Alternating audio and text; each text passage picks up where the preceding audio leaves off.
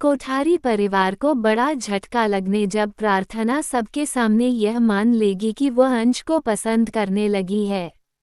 पराग प्रार्थना को अकेले में बात करने के लिए बुलाता है, लेकिन गौतम अपने बुरे शब्दों और अपमानजनक गालियों से मामले में पड़ना अपना मिशन बना लेता है। प्रार्थना पराग, प्रेम और राही के सामने बैठती है और स्वीकार करती है कि उसके गर्भ में पल रहा बच्चा वास्तव में गौतम का है, लेकिन उसका जन्म जबरदस्ती के माध्यम से हुआ है।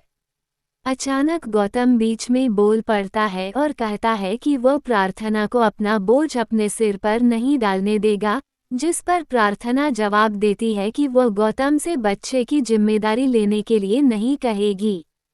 प्रार्थना ने स्पष्ट रूप से कहा कि शादी के बाद गौतम ने कई बार उस पर दबाव डाला, जिसके कारण वह गर्भवती हो गई, लेकिन बच्चा केवल उसका है, पिता के रूप में गौतम का उस पर कोई अधिकार नहीं है। प्रार्थना ने अंश के प्रति अपने प्रेम की भावना को स्वीकार किया।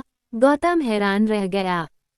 पराग प्रार्थना को कोठारी परिवार में वापस आने के लिए कहता है, लेकिन प्रार्थना ये कहकर प्रस्ताव ठुकरा देती है कि वो गौतम के साथ एक ही घर में नहीं रह सकती, जबकि गौतम प्रार्थना पर अंश के साथ संबंध बनाने का आरोप लगाता है।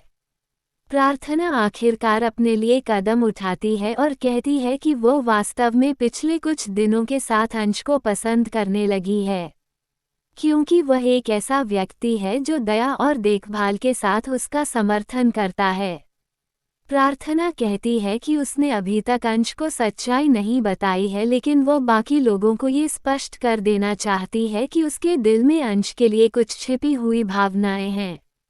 प्रार्थना द्वारा अपनी भावनाओं को व्यक्त करने के बाद उनके आसपास चल रहे तनाव के बीच प्रार्थना कहती है कि उसने अभी तक अंश को सच्चाई नहीं बताई है, लेकिन वह बाकी लोगों को ये स्पष्ट कर देना चाहती है कि उसके दिल में अंश के लिए कुछ छिपी हुई भावनाएं हैं। अनुपमा पिछले कुछ महीनों से अपने अतीत से भाग रही है। वह आधी रात को अकेले अहमदाबाद छोड़कर चली। दोनों परिवारों में से कोई भी वास्तव में नहीं जानता कि अनुपमा कहाँ है, सिवाय राही, प्रेम और हसमुख के, जिन्होंने हादसे के बाद से अनुपमा से बात की है। अनुपमा ने मुंबई के इस नए शहर में अपनी एक छोटी सी दुनिया बना ली है, जहां वह भारती और हर्षा नाम की अपनी 2 महिला मित्रों के साथ रहती हैं। ये दोनों महिलाएं भी कामकाजी महिलाएं हैं जो हर परिस्थिति में अपना भरण पोषण करती हैं, और जब अनुपमा बेघर थी तो उन्होंने उन्हें छत दिलाने में भी मदद की थी। अनुपमा पैसों के लिए बेताब हो जाएगी क्योंकि भारती का अचानक एक्सीडेंट हो जाता है, जिसके कारण उन्हें अस्पताल के बिल का बोझ खुद ही उठाना पड़ता है। अनुपमा और राही एक नए सफ़र के लिए डांसिंग पार्टनर के रूप में एक दूसरे का सामना करेंगे।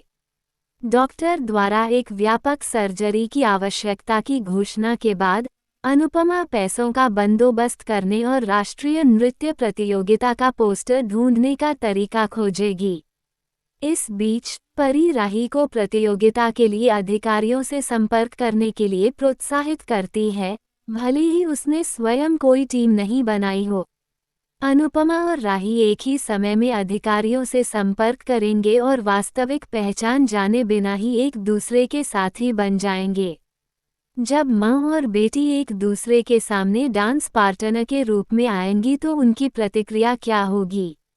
ऐसी ही और जानकारी के लिए हमारे चैनल को सब्सक्राइब करें।